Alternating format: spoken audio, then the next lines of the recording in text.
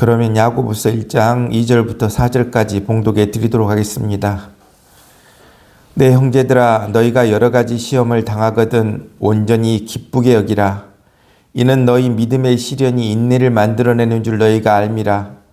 인내를 온전히 이루라. 이는 너희로 온전하고 구비하여 조금도 부족함이 없게 하려 함이라. 아멘.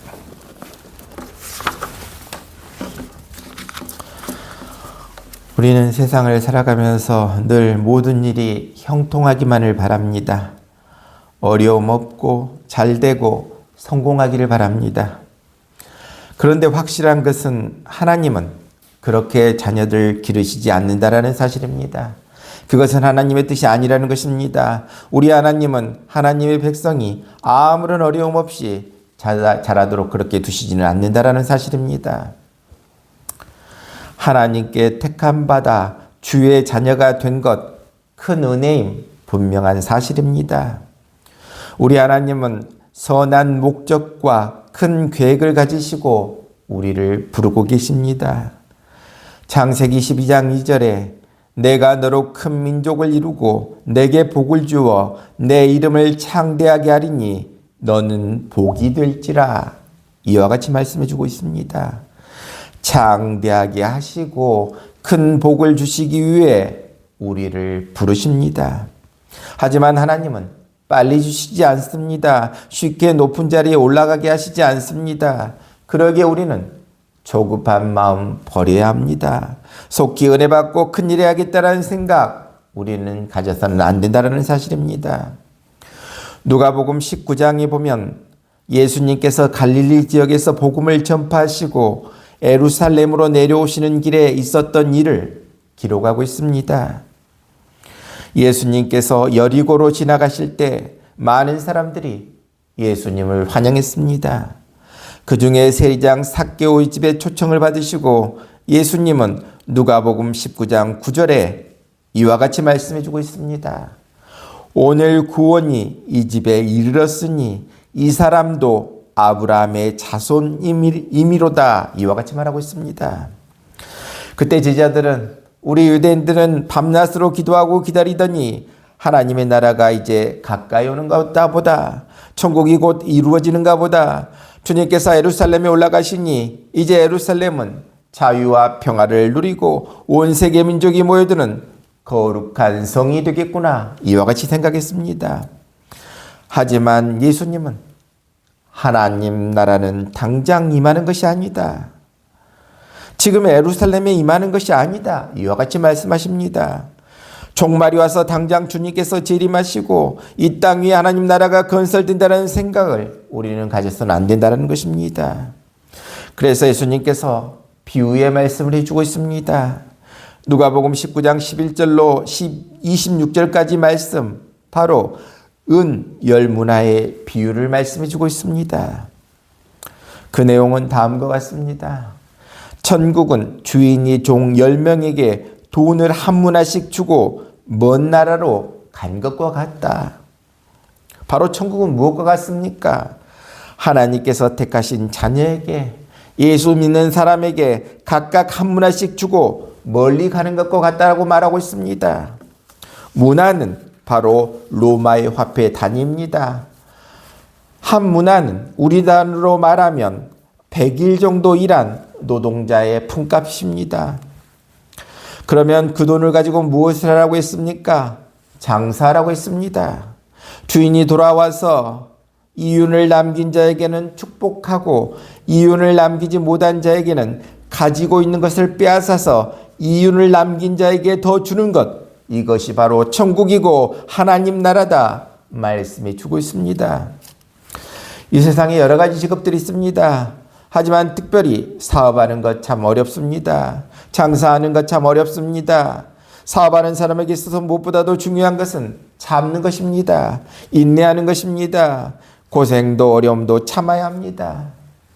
머리가 좋은 사람보다는 잘 참는 사람이 승리한다 말씀해 주고 있습니다. 뛰어난 아이디어, 기술, 돈이 많은 사람보다는 오래오래 참는 사람이 성공한다라는 사실을 우리에게 말해주고 있습니다. 신앙은 어떻게 보면 장사하는 것과 같아. 바로 장사하는 사람이 참아야 되는 것처럼 예수 믿는 사람도 여러 가지 어려운 일들 참아야 된다. 주님이 다시 올 때까지 참아야 된다. 말씀해 주고 있습니다. 바로 우리 곁에 계시지만 내 어려움에 바로 응답해 주시지 않고 참는 훈련을 시키신 분이 우리 하나님이시다. 그러한 사실을 깨달을 수 있기를 바랍니다. 그러기에 천국은 천천히 어렵게 걸어가는 좁은 길이다. 이러한 사실을 깨달을 수 있기를 바랍니다. 주님께서 우리에게 가르쳐주고 계십니다. 넘어지면 또 일어나고 끝까지 걸어가셔서 십자가에 못 박히심으로써 참는 것을 우리에게 친히 가르쳐주고 있는 모습을 우리는 보게 됩니다. 그러면서 사랑하는 제자들에게 천국은 당장 임하는 것이 아니다 말씀해 주고 있습니다. 천국은 십자가를 지고 한 걸음 두 걸음 좁은 길을 걸어가시면서 승리하신 주님을 통해 천국의 모습을 보여주고 있습니다. 바로 어떤 모습을 보여주고 있습니까? 인내하면 천국에 갈 수 있다. 하나님 나라에 거할 수 있다. 말씀해 주고 있습니다. 바로 십자가를 지고 한 걸음 두 걸음 좁은 길을 걸어가시면서 승리하신 주님은 우리에게 인내를 보여주심을 우리는 보게 됩니다. 사도들에게도 중요한 것이 무엇입니까? 고린도서 12장 12절에 사도된 표는 참는 것이다 말씀해 주고 있습니다. 능력이 아무리 많아도 은사를 아무리 많이 받아도 참지 못하는 사람은 실패하고 맙니다. 마지막에 승리하는 사람은 어떤 사람입니까? 참는 사람이다. 바로 사도의 자격은 참는 데 있다 말씀해 주고 있습니다. 우리는 빨리 천국이 이루어지고 빨리 돈 벌고 빨리 은혜 받고 빨리 성공하고 빨리 잘 됐으면 하는 마음을 갖고 살아갑니다. 하지만 이것은 하나님의 뜻이 아닙니다. 하나님은 하나님의 백성을 그렇게 기르시지 아니하십니다. 하나님 나라는 그렇게 쉽게 되지 않는다라는 사실입니다. 하나님은 이스라엘 백성들을 부르실 때 언제나 어떻게 부르십니까? 야곱아 이와 같이 부르셨습니다. 아브라함아 이삭아 이렇게 부르시지 않고 야곱아 야곱아 이와 같이 부르셨습니다. 그런데 우리가 알고 있는 야곱 얼마나 고생이 많았습니까? 하나님이 택하시고 사랑하셨지만 야곱은 머슴살이로 20년간의 세월을 고생했습니다. 그에게 하나님은 늘 멀리 계신 것 같았습니다. 하지만 하나님은 야곱을 하나하나 지켜보시면서 늘 그의 곁을 떠나지 않고 보살펴 주시는 하나님이심을 우리는 보게 됩니다. 또 하나님께서 다윗을 얼마나 사랑하셨습니까? 그러나 다윗같이 고생을 많이 한 사람도 없습니다. 그렇습니다. 끝까지 참았을 때 야곱은 복을 받고 다윗은 왕이 되는 것을 우리는 보게 됩니다. 그러기에 어떤 은사가 큰 은사입니까? 참는 은사입니다. 천하의 은사를 다 받아도 참지 못하면 받은 것을 잃게 됩니다. 아무리 많은 돈을 갖고 권력을 가져도 어려움 참지 못하면 그것은 내 것이 될 수가 없습니다. 모든 일의 최후의 승리자는 마지막까지 견디는 자, 참는 자다 말씀해 주고 있습니다. 사업하는 사람은 여러 가지 경험을 하게 됩니다. 일찍 일어나고 늦게 누워야 합니다. 피곤합니다. 며칠씩 잠을 못 잘 때도 있습니다. 많은 사람에게 시달립니다. 경쟁도 치열합니다. 돈을 떼일 때도 있습니다. 우리 믿음 생활도 장사하는 것 같이 이렇게 여러 가지 경험이 필요하다는 사실입니다. 큰 일을 하려면 많은 경험을 해야 합니다. 하나님은 이스라엘을 택해서 광야에서 어려운 경험을 하게 하셨습니다. 홍해의 경험, 배고픔의 경험, 목마름의 경험, 전쟁의 경험, 질병의 경험을 하게 하셨습니다. 바로 우리 하나님은 하나님의 섭리 속에 그의 백성들을 광야에서 길러내셨습니다. 약속의 땅, 가나안 땅에 누가 들어갈 수 있었습니까? 광야를 거친 사람만이 약속의 땅에 들어갈 수 있었습니다. 모든 어려움을 참고 이겨내는 훈련을 받은 사람만이 약속의 땅 가나안 땅에 들어감을 우리는 보게 됩니다. 그렇습니다. 고생하지 않고 어려움 겪지 않고 어떻게 지도자가 될 수 있겠습니까? 외로움, 슬픔, 억울함, 가지가지 힘든 일을 겪어보지 않는 사람이 어떻게 큰일 할 수 있겠습니까? 훈련 속에서 잘 참고 끝까지 이겨내고 적응하는 사람은 욥기 23장 10절의 말씀처럼 순금같이 되어 나오리라. 순금같이 되어 나오리라. 이와 같은 사람이 될 수 있음을 말씀해 주고 있습니다.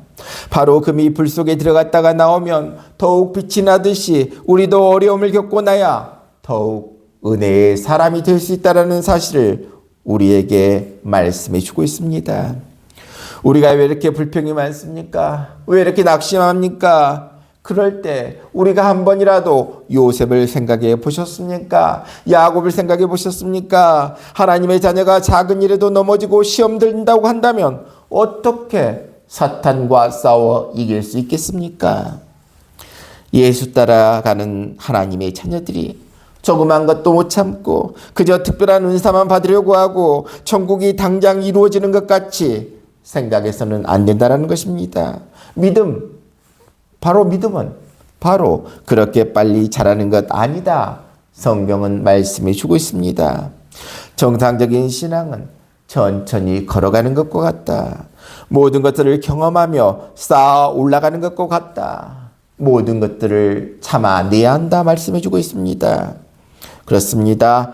어렵고 힘들 때 하나님께서 멀리 계시는 것 같이 보이지만 우리는 깨달아야 합니다.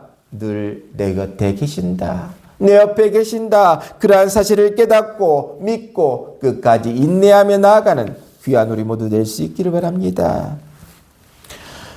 어려운 일을 통해서 훈련시키신 다음에 하나님께서 부르셔서 이스라엘의 지도자로 삼았던 인물이 있습니다. 그 대표적인 인물이 누굽니까? 바로 모세라는 것입니다. 모세는 바로의 공주의 양자로 40년 동안 왕궁에서 지냈습니다. 그 때문에 호사스러운 생활했고 당시 최고의 교육을 받았던 그가 모세였습니다. 하지만 그의 몸속에는 히브리인의 피가 흐르고 있었습니다. 모세 나이 40세에 되는 어느 날 모세는 애국애족할 마음이 생겨서 종살이하는 자기 민족의 정황들을 살펴보기 위해 궁 밖으로 나가게 되었습니다. 그런데 어떤 애굽인이 자기 형제를 치는 것을 보게 됩니다. 이에 모세는 좌우를 살펴 사람이 없음을 보고 그 애굽인을 쳐 죽여 모래에 파묻어 버립니다. 그 다음날 모세가 다시 나갔을 때 모세는 히브리인들끼리 싸운 것을 보게 됩니다. 모세가 싸움을 말미며 잘못한 이에게 출애굽기 3장 13절에 내가 어찌하여 동포를 치느냐 이와 같이 말합니다. 그러자 그는 출애굽기 3장 14절에 누가 너를 우리를 다스리는 자와 재판관으로 삼았느냐 내가 애굽 사람을 죽인 것처럼 나도 죽이려 하느냐 이와 같이 말합니다. 이때 모세는 자기가 살인한 일이 탈로 났구나 큰일 났구나 그 자리에서 미디안 광야로 도망쳐 버리고 말았습니다. 미디안 광야의 생활 또 어떻습니까? 모세는 유목민족의 제사장의 딸과 결혼한 후 양무리를 치며 절망의 40년을 보냈습니다. 아마 모세는 앉고 일어서는 곳마다 자신의 청춘이 죽어가는 것을 눈물로 바라보았을 것입니다. 그의 나이 80이 되었을 때 하루는 호렙산 기슭에서 떨기나무에 불이 붙은 채 꺼지지 않는 것을 보고 기이 여겼습니다. 그래서 가까이 갔더니 그곳에서 하나님의 소명을 받게 됩니다. 이후 모세는 지팡이 하나 갖고 애굽으로 가서 300만 이스라엘 백성들을 구출해내는 위대한 이스라엘의 지도자가 되었습니다. 그렇습니다. 우리 모두는 알아야 합니다. 우리가 사망의 엄침한 골짜기를 지날 때일지라도 하나님의 능력으로 크게 역사해 주실 것이다 믿고 인내하며 나아갈 수 있기를 바랍니다. 당장 현실이 고통스럽다고 모든 것들을 포기해서는 안 됩니다. 바로 믿음과 인내가 없이는 축복받을 수 없습니다. 우리가 어떤 사망의 음침한 골짜기를 지난다 할지라도 하나님은 반드시 나를 축복해 주실 것이다. 믿고 인내하며 나아갈 수 있기를 바랍니다.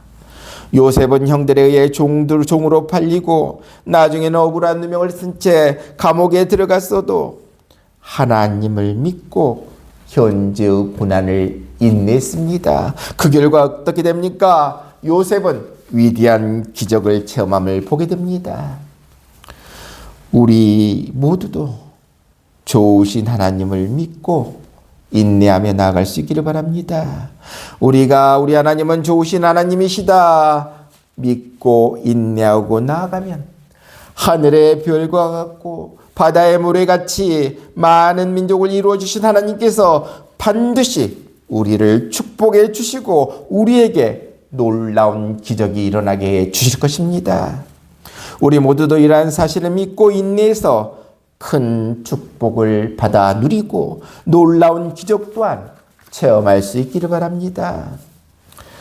사무엘상 1장에 보면 한나라는 여인이 나와 있습니다. 이 한나라는 여인이 분이나라는 여인으로부터 굉장히 큰 심한 괴로움을 받게 됩니다. 그래서 한나는 너무 괴로워서 눈물로 하나님께 기도하고 통곡을 했습니다. 그러자 하나님께서는 한나의 기도를 들어주셨습니다. 응답해 주셨습니다.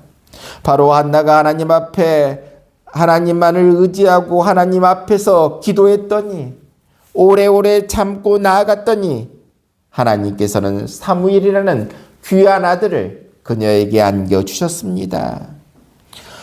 허무하고 좌절에 휩싸여 아무것도 품을 수 없는 그 품 속에 하나님께서는 사무엘을 안겨주셨습니다. 그렇습니다. 기도하면 분명히 우리의 품은 채워집니다. 하나님을 의지하면 아무것도 없는 우리의 창고는 크게 넘치게 채워줄 줄로 믿습니다. 그렇습니다. 안 되는 것 없습니다. 믿고 의지하고 나아가는 자에게는 기쁨의 단을 허락해 주시겠다 약속해 주고 있습니다. 믿고 의지하고 나아가는 자에게는 새 힘을 주시겠다 약속해 주고 있습니다. 그러기에 우리 모두 우리의 가정에 어려운 일이 있을 때 낙심하지 말고 하나님을 의지하고 기도할 수 있기를 바랍니다. 그러면 한나에게 내린 은혜가 우리 모두에게도 동일하게 내려주신다 약속해 주고 있습니다. 그러기에 우리는 눈물을 흘릴지언정 결코 낙심해서는 안 됩니다. 낙심에는 희망이 없지만은 눈물에는 희망이 있습니다. 눈물에는 반드시 보상이 따릅니다. 갈라디아서 6장 9절에 우리가 선을 행하되 낙심하지 말지니 포기하지 아니하면 때가 이름에 거두리라 말씀해 주고 있습니다. 누가복음 15장에 보면 잃어버린 양 한 마리를 찾기 위해서 험산 줄령을 헤매이다가 찾은즉 벗과 이웃을 불러 잔치를 베풀고 즐기면서 회개할 것이 없는 의인 99을 인하여 기뻐하는 것보다 더 기뻐했다. 이와 같은 말씀이 있습니다. 또 잃어버렸던 드라크마를 찾았을 때에도 그리고 집을 나가 허랑방탕한 작은 아들이 돌아왔을 때에도 기뻐 노래하며 잔치를 베풀었더라. 이러한 말씀이 나와 있습니다. 바로 무슨 말씀입니까? 눈물을 흘리며 씨를 뿌리는 자가 기쁨의 단을 거둔다. 그 진리의 말씀을 우리에게 주고 있습니다. 눈물로 무엇이든 심으면 기쁨으로 거두게 됩니다. 오늘 우는 사람은 내일은 웃게 됩니다. 오늘 십자가를 지는 사람은 내일은 찬란한 부활의 영광을 맛보게 될 것입니다. 그러기에 마태복음 5장 4절에 우리 주님은 말씀하십니다. 애통하는 자는 복이 있나니 그들이 위로를 받을 것이며 말씀해 주고 있습니다. 그렇습니다. 우리의 눈에 눈물이 있습니까? 우리는 복이 있는 사람입니다. 우리가 인내하며 흘리는 우리의 눈물이 있습니까? 반드시 어느 날 기쁨의 단을 거두어 드릴 것입니다. 우리가 남몰래 흐르는 고통의 눈물이 있습니까? 우리 주님은 우리의 눈물을 보고 계십니다. 그러기에 낙심하지 마시길 바랍니다. 욥은 참고 견디며 흘리는 눈물을 통해서 하나님은 욥에게 배가 되는 축복으로 허락해 주심을 우리는 보게 됩니다. 그렇습니다. 우리의 눈물이 참고 견디는 인내의 눈물입니까? 반드시 30배, 60배, 100배의 결실이 우리에게 오게 될 것입니다. 시편 126편 5절로 6절에 눈물을 흘리며 씨를 뿌리는 자는 기쁨으로 거두리로다. 울며 씨를 뿌리러 나가는 자는 반드시 기쁨으로 그 곡식단을 가지고 돌아오리로다. 이는 이스라엘 민족의 주제만이 아니라는 것입니다. 이 땅에 살고 있는 모든 사람들의 공통적인 주제입니다. 그리고 이것은 자연의 법칙이고 역사의 필연입니다. 우리 모두 눈물로 씨를 뿌리고 기쁨으로 단을 거두는 귀한 우리 모두 될 수 있기를 바랍니다. 용기와 인내를 가지고 오래 기다리며 나아가는 믿음의 사람들 우리 모두 될 수 있기를 바랍니다. 어떤 농부가 봄에 씨를 뿌리고 한여름을 거쳐서 가을을 기다리듯이 하나님의 역사와 뜻이 이루어지기를 용기와 인내를 가지고 기다리는 것, 그것이 바로 믿음이라는 것입니다. 이스라엘 땅은 건조합니다. 그래서 다른 어느 나라보다도 비와 이슬이 귀한 곳입니다. 또한 사막에서는 비보다도 이슬이 수목을 자라는 데 있어서 더 큰 도움이 된다고 합니다. 우리나라 농촌에서도 이른 아침에 들판에 나가보면 이슬방울이 볏잎에 조롱조롱 맺혀 있는 것을 보게 됩니다. 밤에 비가 오지 않았지만 이 이슬은 조용히 식물들을 새롭게 만들고 자라게 하고 특히 여름 내내 낮 동안의 더위에 시달렸던 식물들에게 밤새도록 활기와 신선함을 불어넣는 역할을 합니다. 따라서 하나님께서 비와 이슬을 주시지 않는다면 결실이 불가능한 곳이 바로 이스라엘 땅입니다. 씨를 뿌릴 때 농부들은 이곳이 건조한 사막 기후이지만 하나님께서 비와 이슬을 주실 것이다. 이와 같은 믿음으로 씨를 뿌리는 것입니다. 이렇게 비를 주시고 이슬을 주시며 열매를 주실 것이라는 소망 가운데 씨를 뿌리기는 하지만 비와 이슬을 기다리는 고통, 굉장히 큰 고통이라는 것입니다. 특별히 이스라엘 땅에서 살아가는 이들은 그들의 생존이 비와 이슬에 달려있기에 그들의 시선은 늘 하늘을 향해서 하나님의 도우심을 기다릴 수밖에 없었습니다. 씨를 뿌리지만 싹이 날지 나지 않을지 보장이 없는 것입니다. 땅은 메마르고 가뭄은 계속되는데 씨를 뿌린다고 결실할 수 있을지 없을지 미래가 불확실했습니다. 그럼에도 불구하고 배고픔을 참고 기다림의 고통을 참고 울면서 씨를 뿌리는 것입니다. 수고와 희생이 과연 결실로 맺어질 수 있을 것인가?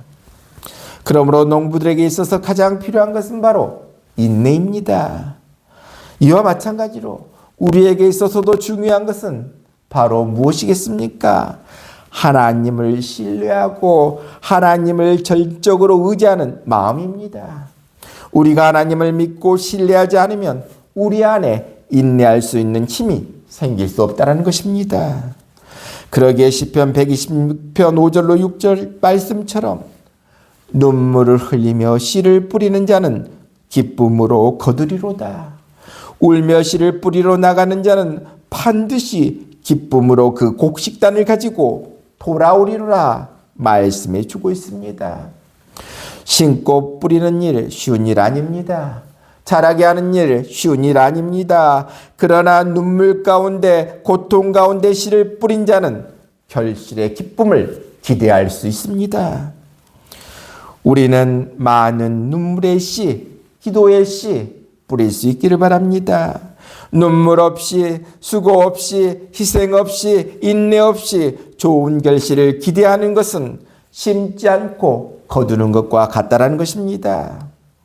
지금 당장 내 눈물과 수고와 희생과 인내가 눈에 보이는 결실로 나타나지 않는다 할지라도 우리 모두는 주님을 의지하고 신뢰하고 인내하고 나가면 언젠가 풍성한 결실을 거두게 될 것입니다. 바로 이러한 소망과 인내로서 우리에게 주어진 사명 잘 감당하며 나아갈 수 있기를 바랍니다. 그렇습니다. 우리 모두 하나님의 말씀과 그의 신실한 약속을 바라보고 결코 실망하거나 낙담하지 아니하고 끝까지 약속이 성취되는 그날까지 인내하며 나아가는 우리 모두 될 수 있기를 바랍니다. 오늘 이 시간 우리 모두에게 말씀해 주고 있습니다. 하나님을 의지하고 인내하고 나아가라. 그러면 우리의 빈 창고가 채워지게 될 것이다. 우리 모두 하나님을 의지하고 인내하고 나아가 우리의 빈 창고가 차고 넘쳐날 수 있기를 바랍니다.